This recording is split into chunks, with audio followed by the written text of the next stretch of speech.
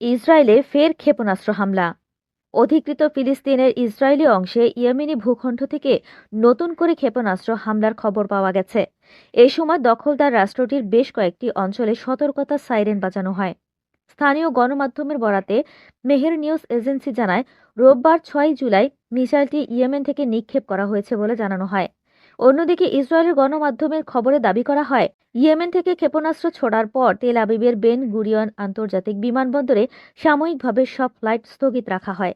এ সময় মধ্যাঞ্চল সহ ফিলিস্তিনের পশ্চিম তীরের বিভিন্ন এলাকায় সাইরেন বেজে ওঠে। হিব্রু ভাষায় কয়েকটি গণমাধ্যম জানিয়েছে, ক্ষেপণাস্ত্র হামলার ফলে দখলকৃত কুদস শহরের কাছাকাছি বেইত শেমেশ শহরের আশপাশে আগুন ধরে যায়। টাইমস অফ ইসরায়েলি দেশটির সেনাবাহিনীর বরাতে দাবি করেছে, তাদের বিমান প্রতিরক্ষা ব্যবস্থা ক্ষেপণাস্ত্রটি প্রতিহত করেছে। যদিও হুথি আনসারুল্লাহ নিয়ন্ত্রিত ইয়েমেনি বাহিনী এ বিষয়ে এখনও কোনো আনুষ্ঠানিক বিবৃতি দেয়নি। এর আগে বৃহস্পতিবারেও ইসরায়েলি সেনাবাহিনী জানিয়েছিল, ইয়েমেন থেকে তাদের ভূখণ্ডের দিকে আরেকটি ক্ষেপণাস্ত্র নিক্ষেপ করা হয় এবং তা তাদের রাডার সিস্টেমে শনাক্ত হয়।